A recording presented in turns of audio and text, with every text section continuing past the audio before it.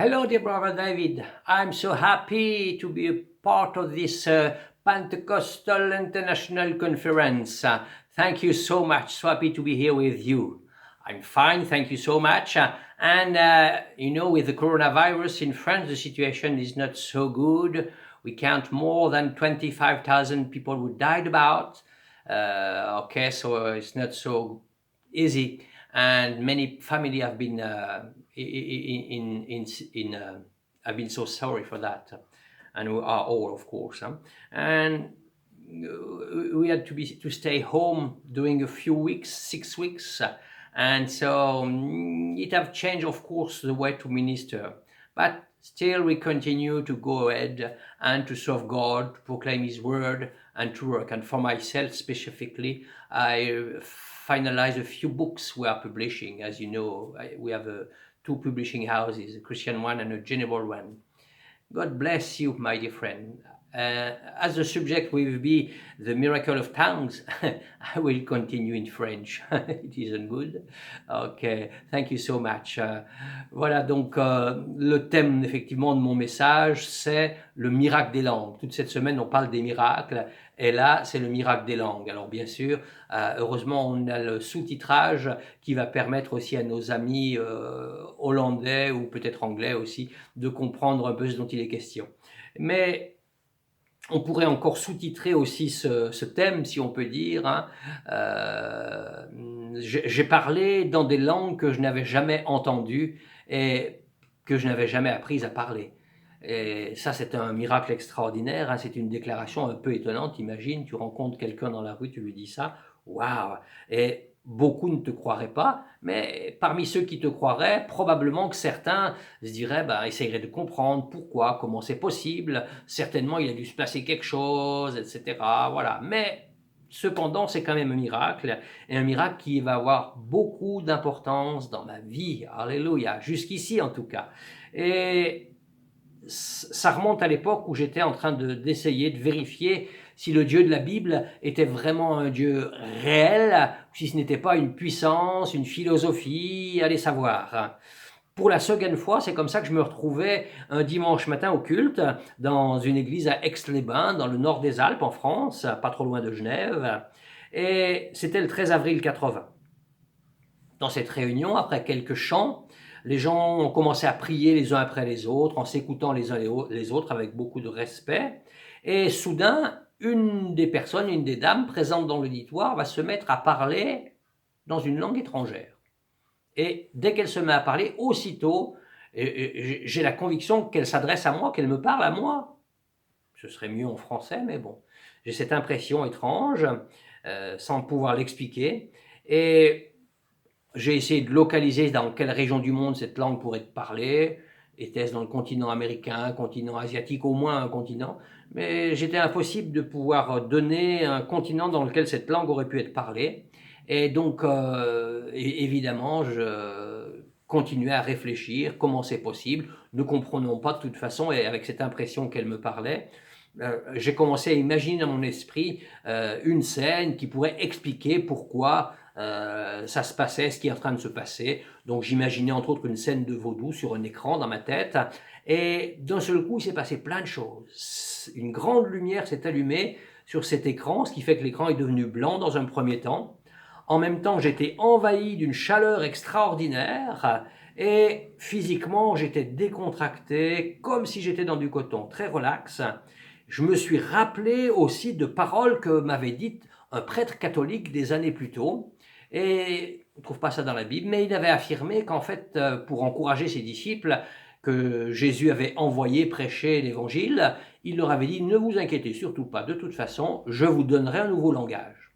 Et à l'instant même, je suis devenu persuadé que cette langue que j'entendais, c'était la langue que Jésus avait promise à ses disciples. Waouh! Étonnant, n'est-ce pas? Étonnant.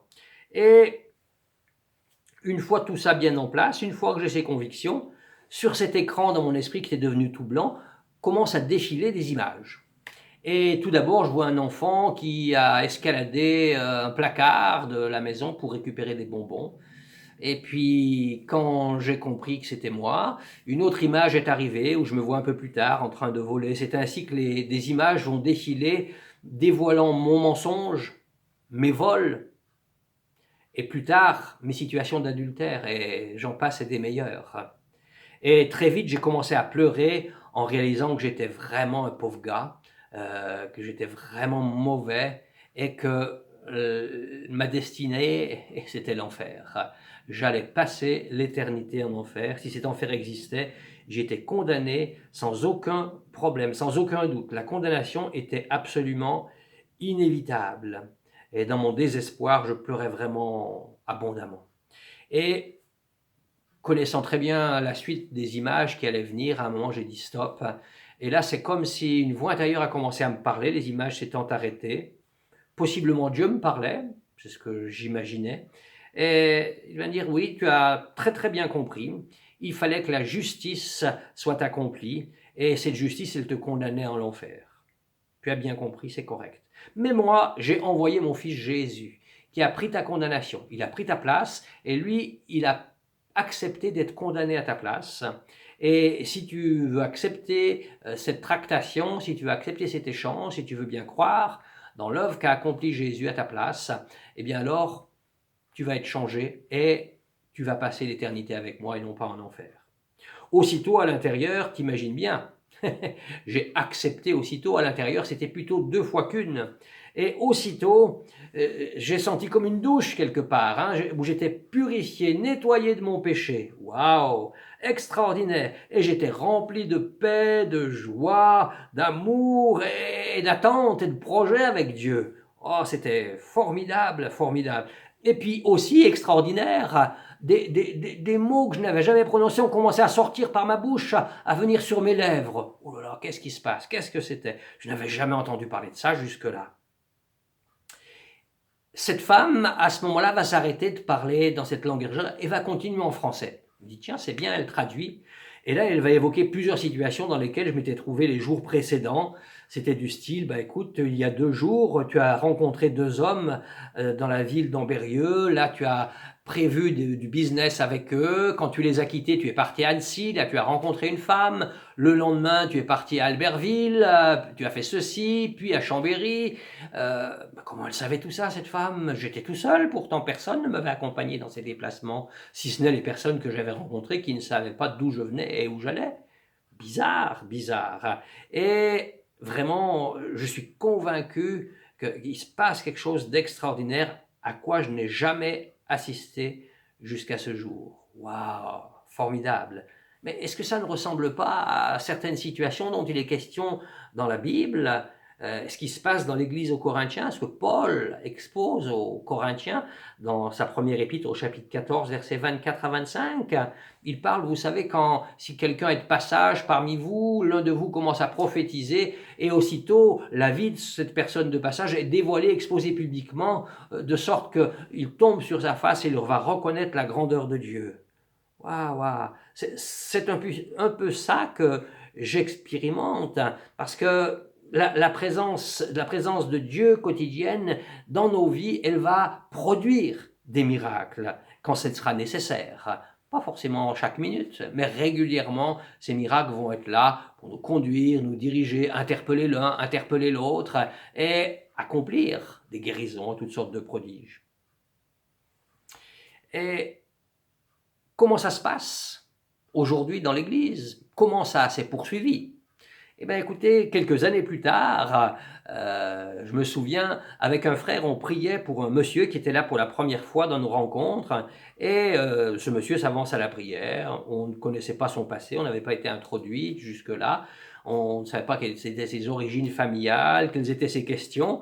Et avant de prier directement pour lui, eh bien, les yeux fermés, on a commencé à prier en langue, prier dans ces langues que Dieu nous avait données, en cherchant la pensée de Dieu. Et puis quand j'ouvre les yeux, soudain, je le vois avec des yeux grands ouverts. Oh là là, et je me dis, il se passe quelque chose.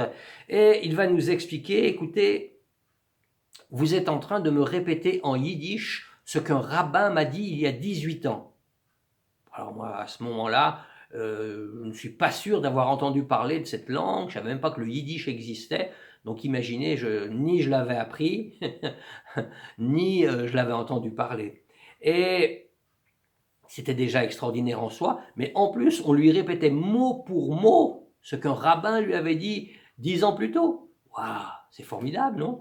Formidable. Un grand miracle. Et évidemment que cet événement l'a touché bien plus qu'un grand discours. Il a bien compris que Dieu était là, que Dieu prenait soin de lui, que Dieu l'aimait et que Dieu voulait le sauver. Alléluia. Il n'y a pas si longtemps que ça, dans notre église à Nancy, un dimanche matin, j'ai reçu aussi un message en langue. Et c'était plutôt un message un peu long, comme un discours qu'on ferait à quelqu'un, en fait. Hein. Ça ressemblait assez logique, une introduction, différents points, puis une conclusion. Ça a bien duré 2-3 minutes, et je peux vous dire que 2-3 minutes, c'est long, hein, c'est long. Mais les gens sont restés calmes et ont écouté tranquillement. Quand j'ai fini mon message, je m'attendais à ce qu'il y ait une traduction, mais il n'y en a pas eu. Bon, ben, moi je ne la connaissais pas non plus, donc la réunion s'est continuée comme si rien n'était, on va dire. Et à la fin de cette réunion, un jeune homme originaire d'Afrique va venir vers moi et va me dire, Eugène, tout à l'heure quand tu as parlé, ah bon, j'ai parlé moi? Oui, tout à l'heure quand tu as parlé, tu sais, tu as parlé en langue. Et en fait, tu as parlé dans le dialecte qui est parlé dans le village à côté de chez mes parents. Je sais que tu ne connais pas ce dialecte, mais tu l'as parlé et j'ai pu te comprendre. Waouh! Imaginez ça, quel impact ces choses-là peuvent avoir sur des personnes qui viennent là pour la première fois ou même qui viennent régulièrement puis qui cherchent à connaître, à savoir ce que Dieu veut qu'ils fassent ou je ne sais pas. Et waouh! Dieu va leur parler dans une langue étrangère que eux connaissent et je ne sais quoi. Waouh, c'est fabuleux, extraordinaire. Hein. Je ne vais pas multiplier les exemples, hein, parce qu'on pourrait les multiplier, bien sûr, mais je voudrais regarder dans la Bible qu'est-ce qu'on peut voir à ce sujet.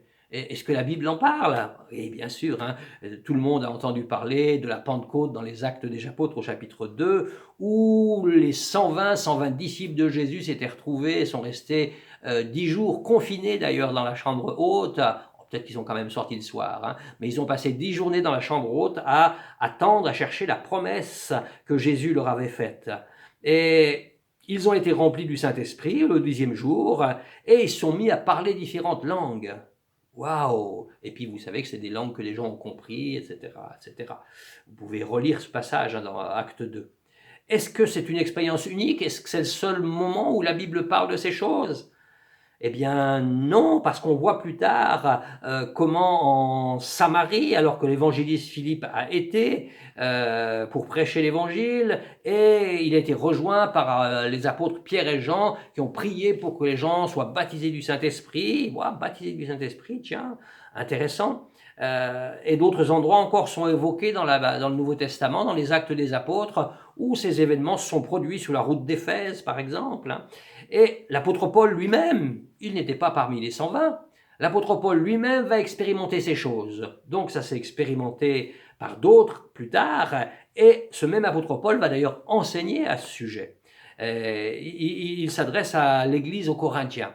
Et si cette chose concernait seulement des temps passés et concernait seulement l'église de Corinthe, qu'est-ce que ça fait encore dans notre Bible? Ça ne sert pas, cet enseignement est inutile, puisque ça ne nous concernerait plus. Mais bien sûr, ça nous concerne. Mais ce ne sont pas les questions que vous vous posez, j'imagine bien. Et plus probablement, plusieurs, et en tout cas en donnant nos milieux, beaucoup se posent de questions en se demandant, mais est-ce qu'il est question d'une autre expérience? Et est-ce qu'une fois que tu es né de nouveau, tu n'as pas déjà reçu le Saint-Esprit? On va essayer d'aller un peu plus loin et d'approfondir un peu certains textes. Alors bon, avec le temps qui nous est imparti, bien sûr, hein, mais quand même d'aller un peu plus loin. Alors, premièrement, j'ai évoqué le baptême du Saint-Esprit. Bon, on voit ça dans Actes, c'est promis par Jésus dans Acte 1, 5, Pierre le rappelle, on parle dans Acte 11, verset 16. En grec, il y a deux mots qui sont utilisés pour le mot baptême. Donc c'est le mot baptizo et le mot bapto. Bapto et baptizo et bapto. Bapto, c'est simplement plonger dans l'eau et ressortir aussitôt. Comme quand tu veux faire blanchir des légumes, par exemple, hein, pour les préparer, pour les mettre au congélateur, ou pour faire d'autres préparations. Quand c'est des feuilles de salade, par exemple, hein, que tu veux juste saisir pour les mettre en déco ou faire un plat avec. Donc, tu les plonges dans l'eau bouillante et vite tu les enlèves. Ça, c'est ce que veut dire le mot bapto. Mais c'est pas celui-ci qui a été choisi par le Saint-Esprit quand il a inspiré les auteurs. C'est le mot baptizo qui, lui, il parle de plonger dans l'eau et de laisser plonger dans l'eau un bon moment. Et c'est pas seulement on plonge, on ressort. Là, on plonge et on reste, on reste. Et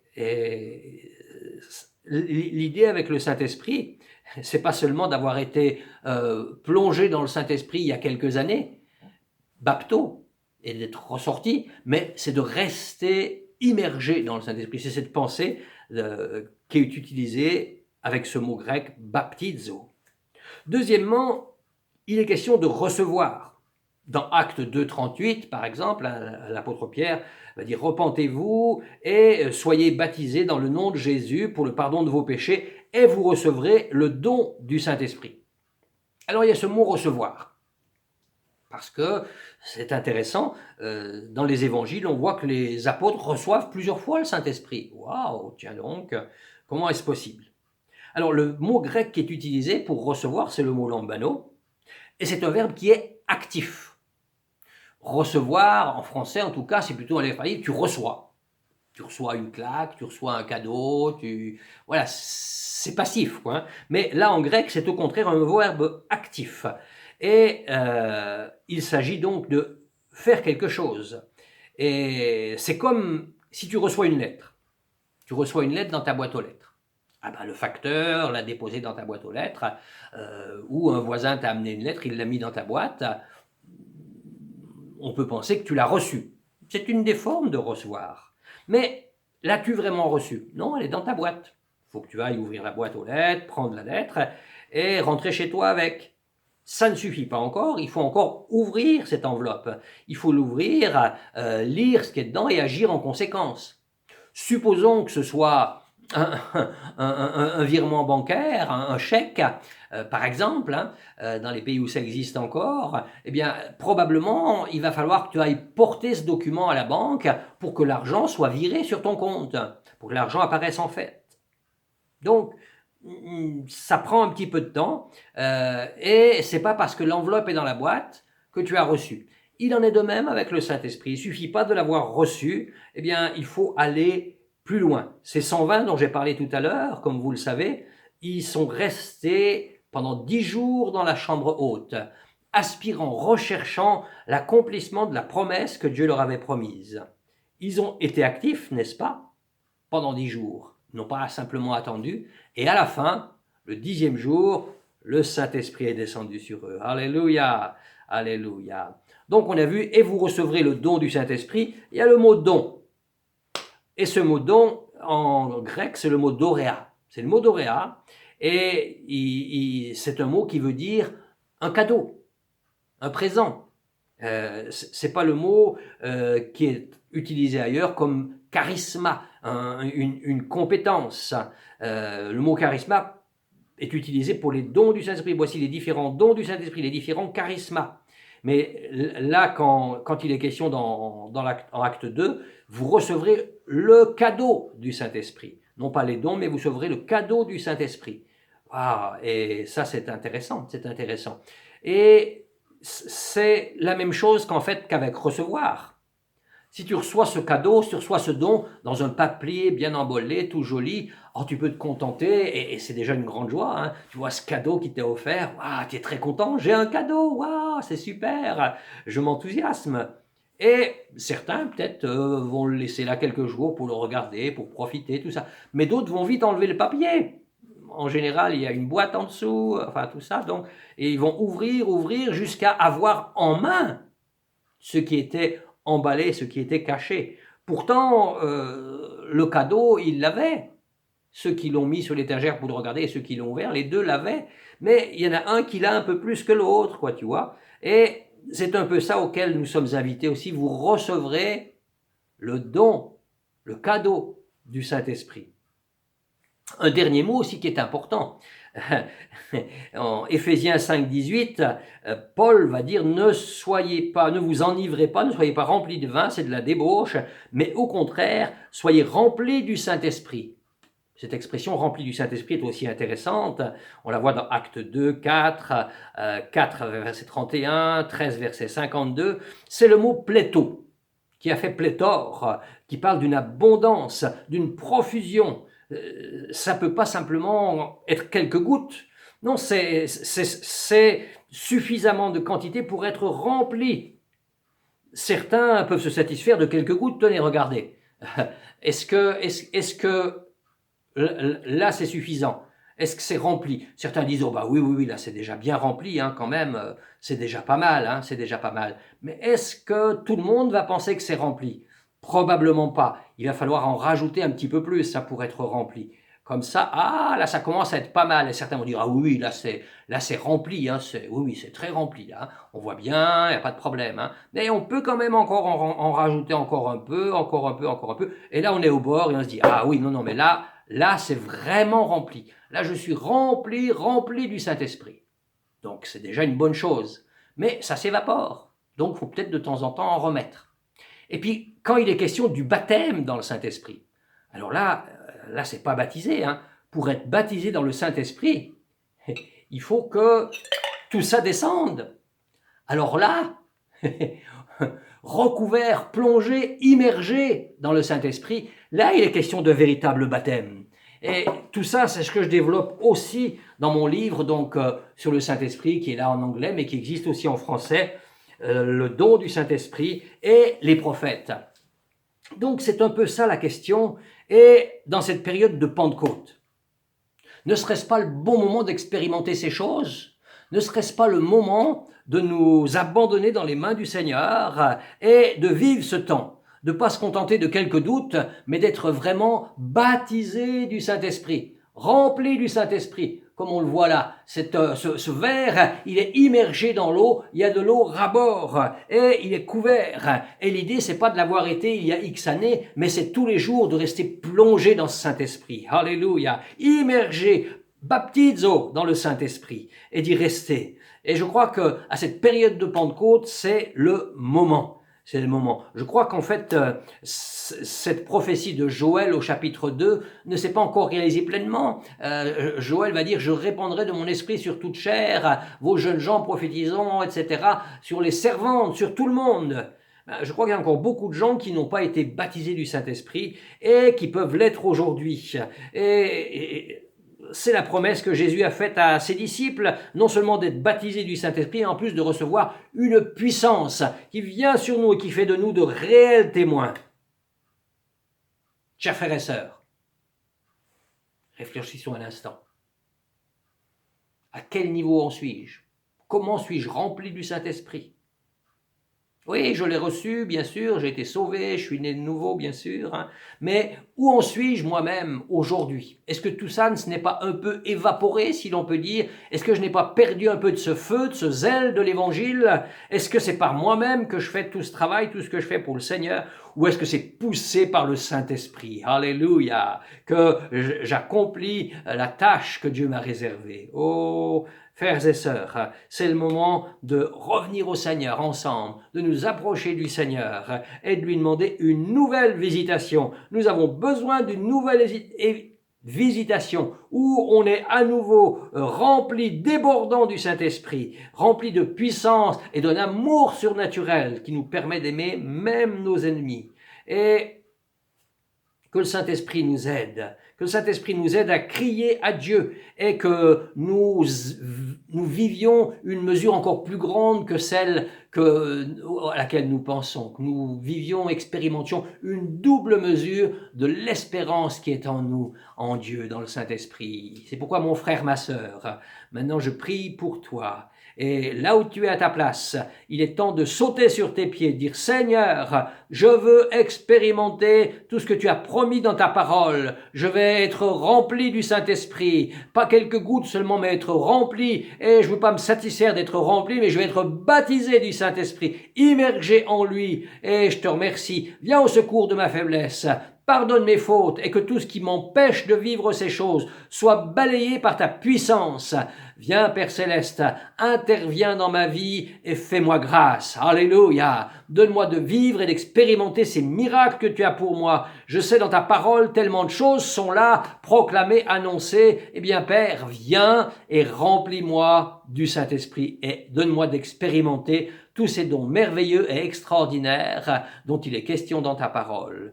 Fortifie-moi, remplis-moi et fais de moi un témoin. Oui, mon frère, ma sœur, lève tes mains vers le Seigneur et maintenant continue à parler dans des langues que tu ne connais pas. Personne va venir te forcer, un ange tordre ta langue. Non, c'est toi qui vas parler dans ces langues extraordinaires que Dieu a promises pour toi. C'est sa promesse, c'est son destin pour toi, c'est sa destinée, c'est son désir. Alors, soyons remplis du Saint-Esprit, débordons et expérimentons ce miracle des langues. Oui, tu vas parler des langues que tu n'as jamais apprises et même dont tu ne soupçonnais pas l'existence, que tu n'avais jamais entendues. Que Dieu te bénisse, que Dieu te fortifie et que Dieu nous assiste chacun pendant toute cette semaine, ces 10 jours de conférence internationale de Pentecôte et qu'à Dieu seul soit toute la gloire. Merci beaucoup pour votre attention.